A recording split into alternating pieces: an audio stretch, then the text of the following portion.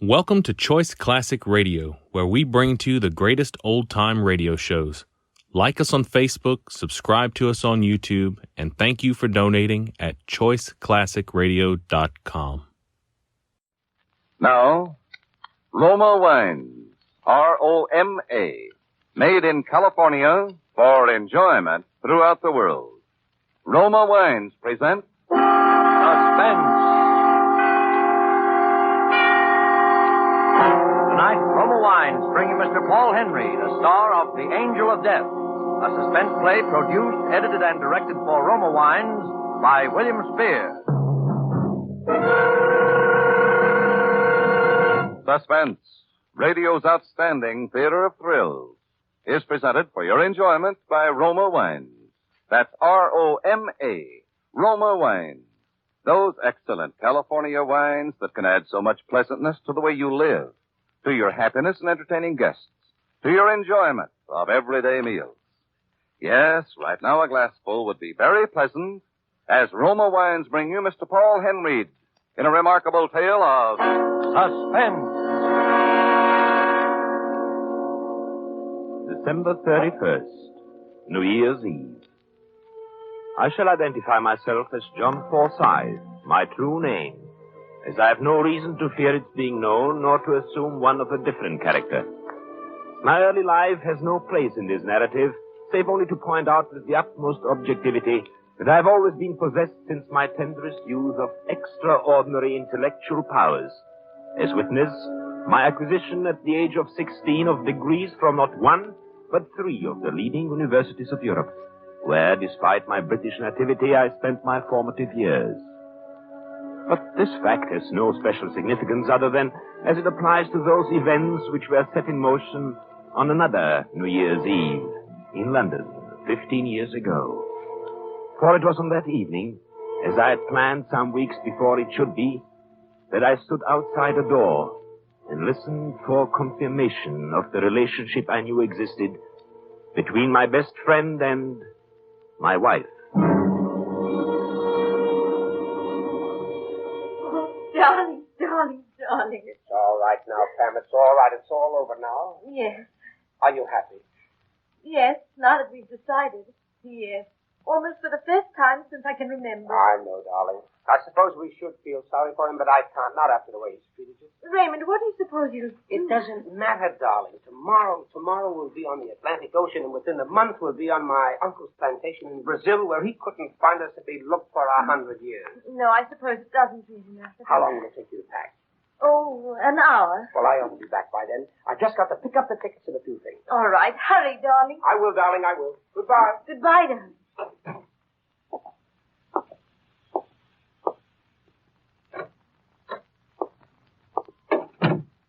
Good evening, my dear. Why, what's the matter, Pamela? You look as though you'd seen a ghost.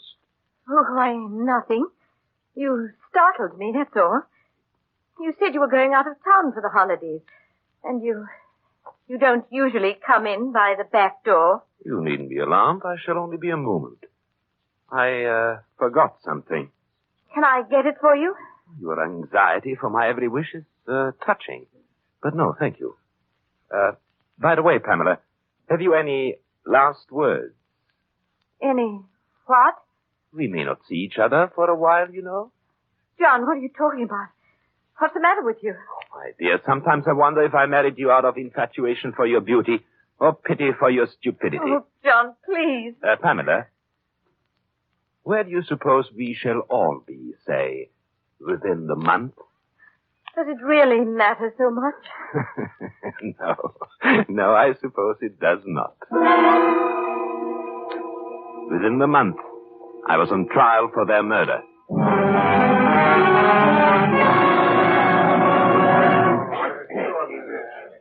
You are Henry Jenkins, proprietor of the Crown and Lion, number 17, Buxton Street. I'm that one, sir. I am. Henry Jenkins, sole owner and proprietor of... Now, will you kindly repeat the words spoken by the prisoner in the dock, while in your place of business several weeks ago? Yes, sir. Excuse me, sir. About 2 weeks ago one night, Mr. Forsyth there, who's a steady customer of mine, although not what you'd call a sociable man. Yes. Well, sir, all me other customers had gone home, and I was asking Mr. Forsyth to leave also, just so I could close up me shutters, you know. When all of a sudden he looks up at me and he whispers, kind of hoarse-like, "Jenkins, I did it. I finally did it." Not knowing what he did, sir, I naturally asked him what he did. And what did the prisoner tell you, Mr. Jenkins? He said, sir, warning me to keep it quiet, sir. I found them together, and I killed them. And then he laughs in a crazy way and added, "And Jenkins, I've hid the bodies where no one will ever find them." Well, that's what he said, sir, so help me if it... I saw him burning what looked to be a lot of bloody clothes. In the furnace it was. And he didn't try to hide them either. Just stared at me kind of odd-like. And went right on as brazen as you please, he did. He wasn't worried at all. He said the two of them won't ever get away together, except if they are dead. I heard him say it on the stair landing one night and several other times in their rooms. "Pamela," he says, "if you don't stop leering at Raymond Tillotson with those evil eyes of yours, I'll see the two of you in your grave. I warn you."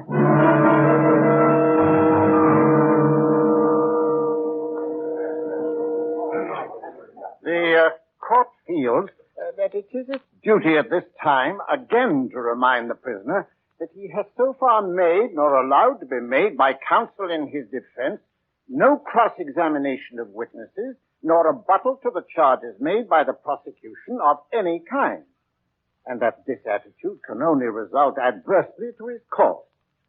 The prisoner is therefore once more given the opportunity at this time to make such rebuttal. Does the prisoner wish to do so? No, Your Lordship, I do not. Does the prisoner wish to make any statement of any nature whatsoever in his defense? I should merely like to ask the prosecution one question, Your Lordship. Yes? What is it? Has the prosecution found the bodies? Well, the prisoner wishes to know if the prosecution has yet produced the bodies of the alleged victims of the crime for which he is on trial. Well, no, Your Lordship. We have not. That is all. Thank you.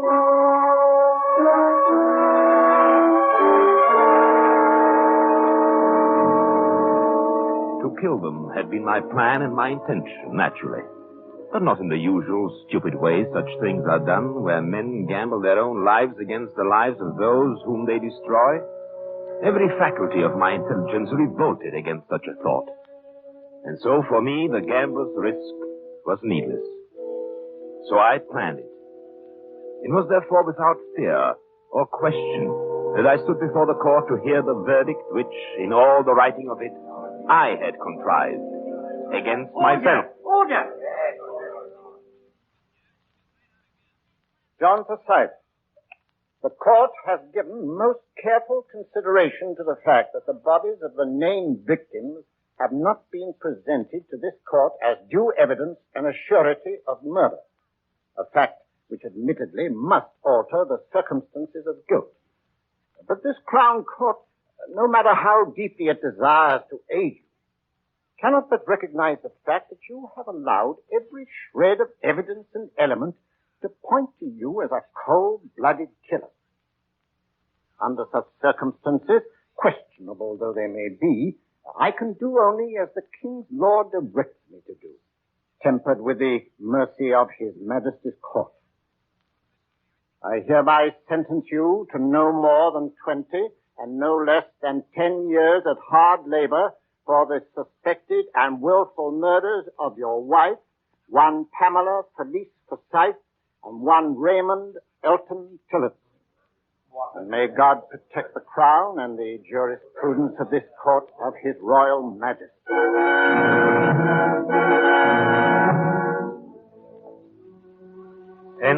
20 years.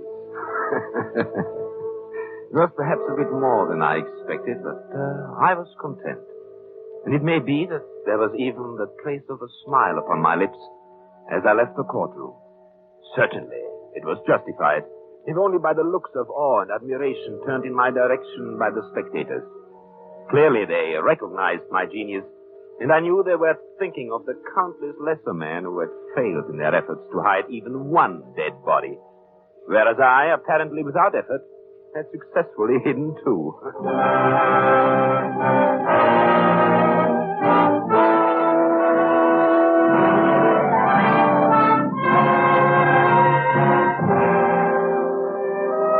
For Suspense, Roma Wines are bringing you as star Paul Henry in The Angel of Death by Alan Cameron. Roma Wines present tonight, nation tonight in radio's outstanding theater of thrills, Suspense.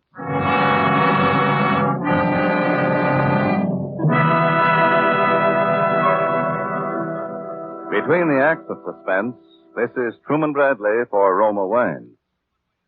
With the holiday excitement over, most of us are glad to enjoy evenings at home again, taking it easy and economizing. What a perfect time to serve Roma California Sherry. Yes, glorious golden amber Roma Sherry adds so much to happy hours at home, yet costs so very little. More Americans every day make Roma Sherry first call for dinner. You'll find Roma Sherry ideal for entertaining, too. Delicious anytime. For Roma Sherry is a happy, mellow wine with tempting fragrance, satisfying, natural sweetness, and superb nut-like taste. Roma Sherry, like all Roma wine, is a true wine, unvaryingly good always. Crushed from choicest grapes, grown in California's finest vineyards, then unhurriedly, guided to tempting perfection by Roma's ancient winemaking skills, bottled at the winery. Get Roma Sherry tomorrow, now selling at lowest prices in years. Insist on Roma, R-O-M-A, Roma wine, for uniformly fine quality at low cost. Remember, more Americans enjoy Roma than any other wine.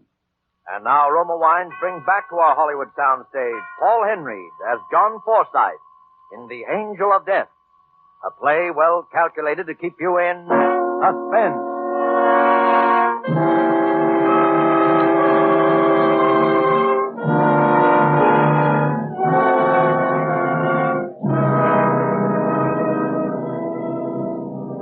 It was thus that I began my prison term, and my association with William Waters, a sallow-faced, ill-favored little man who was to be my chief source of amusement and mental exercise for a long time to come, and to illustrate still further the inevitable triumph of the high intellect over all obstacles and surroundings.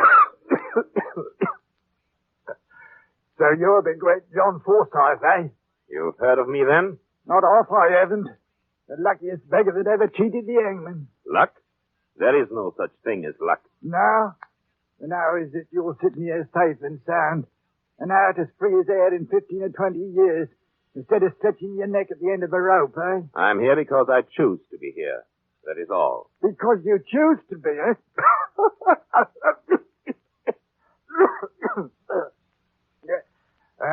Now, tell me, Forsythe, just between us two, how did you do it? By using my brains. And there's many another tried that before and been caught up with. Simply because they did not really have any brains to start with. No, it's luck, I tell you. Bad luck like mine.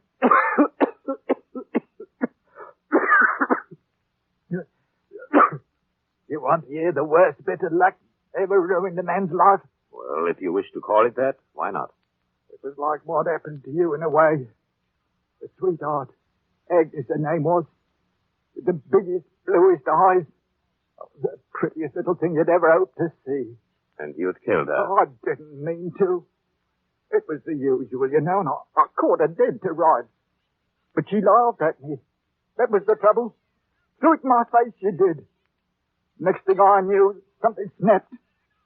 And when me head cleared, there I was sitting on the floor beside her, crying like a baby. And her lying there with her pretty blue eyes staring out of her head and a pretty mouth all twisted. The red marks there on her throat. The marks of these two very ends where I'd strangle the life out of her. You weren't unlucky. You were stupid. You killed her without planning it. Well, and what did you do with the body? Cemented her into the wall of the cellar. And the bloke next door had a gas heater. Exploded and blew out the old ruddy wall between us, it did. By the time I got home, there was farming and bobbies all over the place. And there was Agnes, what was left of her, lying right out in the middle of the cellar floor, for all the world to see. The truly intelligent man foresees every possibility and guards against it. Who could? Who could foresee a thing like that? I could. You could? I stand before you as the living proof of it. In 10 or 15 years, I shall be free because I'm intelligent. Whereas you will rot and die here because you are stupid. Oh, pretty clever, ain't you? Know just about everything there is to know, don't you? No, not everything. But quite a lot of things. For instance, I know something about that cough of yours. What about it? The color of your skin, the look about your eyes, the way you breathe. I hope you're not afraid to die, Waters. Oh, Ravage, what are you talking about? Have you ever heard of retribution, Waters? What? Oh, the inevitable fate that pursues and at last destroys the criminal mind. A vengeance, you might call it. What? You don't think anything's going to happen to you or me, do you? And not to me, Waters. For the intelligent man foresees and prevents even that. But to you, Waters. Most certainly to you. Oh, indeed. And who's going to do all of this? He is known by various names, Waters, but best known as the Angel of Death.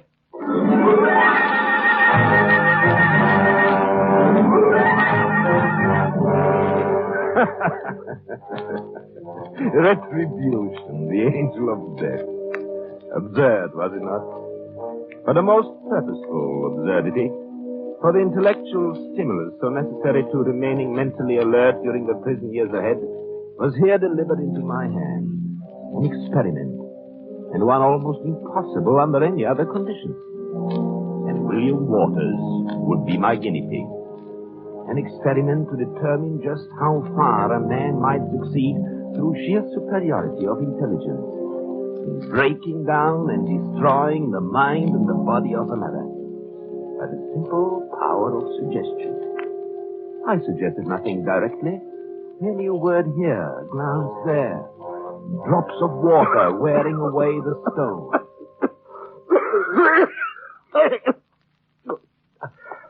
I got a fever again tonight. Haven't I, John? No. A touch, perhaps, but that is all. The head feels up. It's that blasted cough. What does it? No. You mustn't worry about it. It's very bad for people with your condition to worry. What condition? What condition, John? Why, nothing. People with a cough like yours, people who feel, indisposed, that's all. Oh. What's that book you're reading, Mikey? Just a book. A scientific book that I got from the prison library. What sort of a scientific book? General book on medicine. Things like that, you know. Let me see it. Oh, no. You wouldn't understand. Here, give it here. No, please, give it back to me. You wouldn't be interested. Oh. You had it open at this place here, didn't you? This is what you've been reading, ain't it? Well, yes, among other things. Tuberculosis? Is that what I got, John? Tuberculosis? Oh, don't be silly. There's nothing seriously wrong with you. John, you've got to tell me.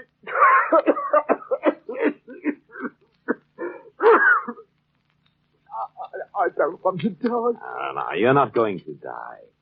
You take care of yourself. Why should it come to me? I've always been healthy. I'm not old yet. Of course you are not. You're just imagining things. Imagining things? You're worrying too much, that's all. Well, what makes you think I'm worried? Oh, I don't know. Sometimes when you're asleep, tell me, do you ever have dreams? What sort of dreams? Oh, well, about the past or... Oh, you mean about her? Yes. Do you ever dream you see her lying there on the floor with her eyes bulging out of her head and her mouth all twisted and her tongue all black and swollen. John, don't stop it. And your fingers digging into her No. throat. Stop it. Stop it. Stop it. Here. What's the matter here? Oh, he seems somewhat disturbed in his mind this evening, Doc. Oh, his mind, eh? Oh, that reminds me. Doctor said we was to try to prevail on him to get out of his bunk tomorrow and get outside, get a little exercise and fresh air. Oh? You tell him, eh? Oh, all right, yes, I will. What were you two muttering about? Oh, he was just telling me what the doctor said about you. What? Oh, he wants you to stay in your bunk and get plenty of rest.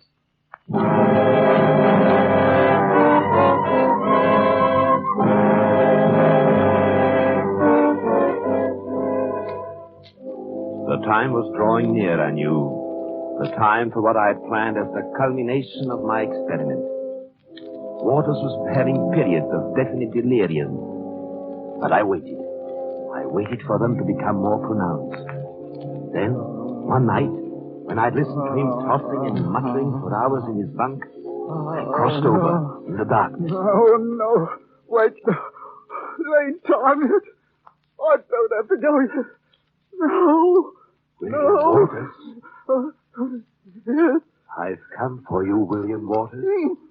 What? She sent me, William.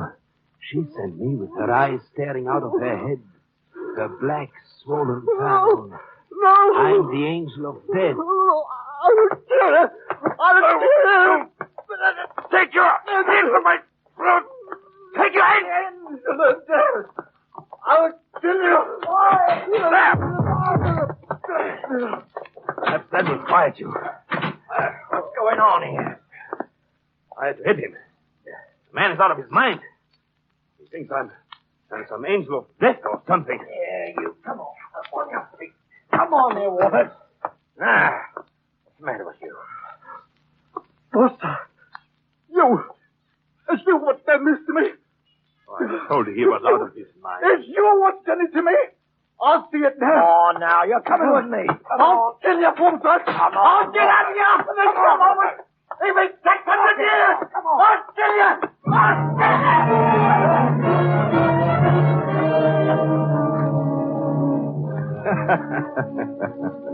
It was interesting while it lasted. And I've always believed that given a little more time, I could have ended my experiment successfully. But I'd other plans to make now. Plans for the day when I would be free. And at last it came. At last I was walking away from the prison gate a free man. And now began my search. It was not difficult. It led me at last to Paris, to a small apartment, where I went tonight, December 31st, New Year's Eve. Yes? Good evening. Well, good evening, sir. Did you wish to see someone? Oh, you don't recognize me? Why, I do, of course, but, are you a friend of Pam's?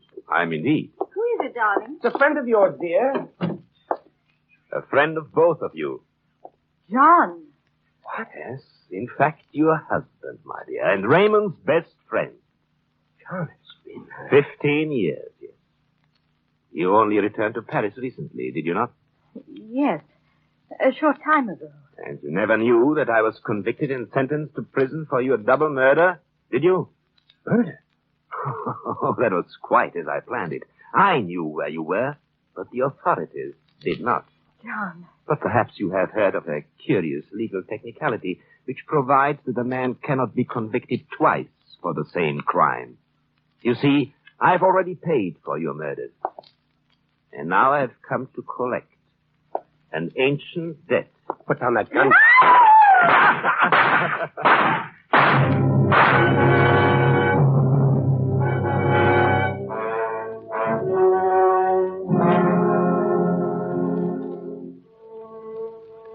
I then walked calmly from their rooms. I made no effort to hide my face, my trail, or my identity. I can now defy every element in life and in law. After 15 years, I've committed the crimes for which I've already paid my debt to society. I shall mail this letter to the police, who may give it to the newspapers, or whoever wants it. Although it is now a matter of indifference to me if the world remarks upon my cleverness or my patience. For my life is complete. No man has ever known such happiness. John Forsyth. Yes, come in, Madame Leclerc. I have the letter now that I wished you to mail for me.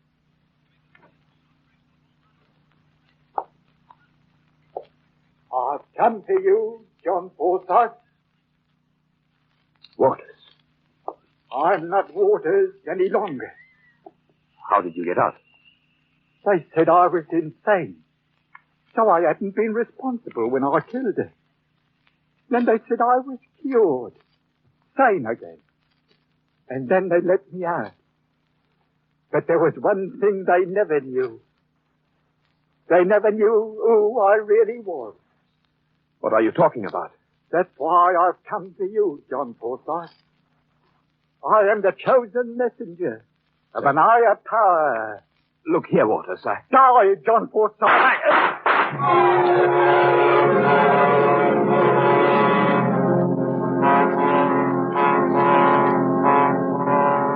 And the story ends with a newspaper clipping. Let me read it to you. Paris, January 1st. This gay metropolis spent one of its quietest New Year's Eves in recent years. In all Greater Paris, there were only 2 recorded deaths by violence, both of which, by a strange coincidence, occurred within a few yards of each other. The first was the fatal shooting by an unknown assailant of an Englishman, John Forsyth. The second victim, unidentified, had apparently leaped from a window or roof of the same dwelling occupied by Forsyth. Police were at a loss to explain a weird black silk robe and cape worn by the man. Geneviève Leclerc, concierge of the building, alleges to have heard a voice repeating an English phrase, "I am the angel of death," just before the suicidal leap. However, this can hardly have any bearing on the case, since the said phrase was undoubtedly uttered by New Year's revelers in the neighborhood.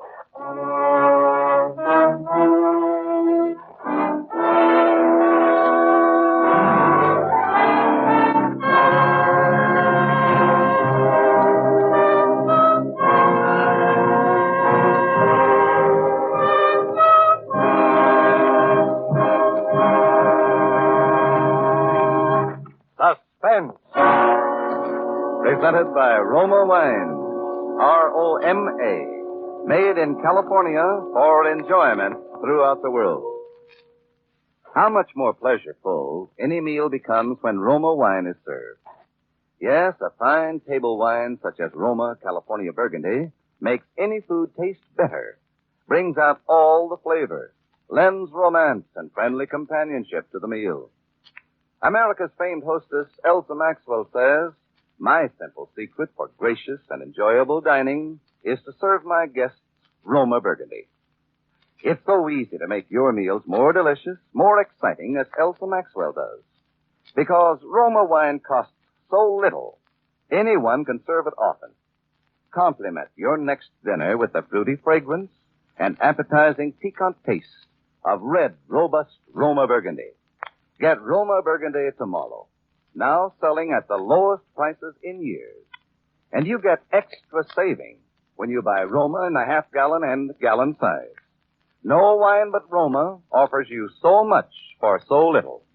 Insist on Roma, R-O-M-A, Roma wine, made in California for enjoyment throughout the world. Paul Henry appeared through the courtesy of Warner Brothers Studios and will soon be seen in their production, Devotion. Next Thursday, same time, Roma Wines will bring you Mr. Phil Terry as star of Suspense, radio's outstanding theater of thrills. Produced by William Spear for the Roma Wine Company of Fresno, California.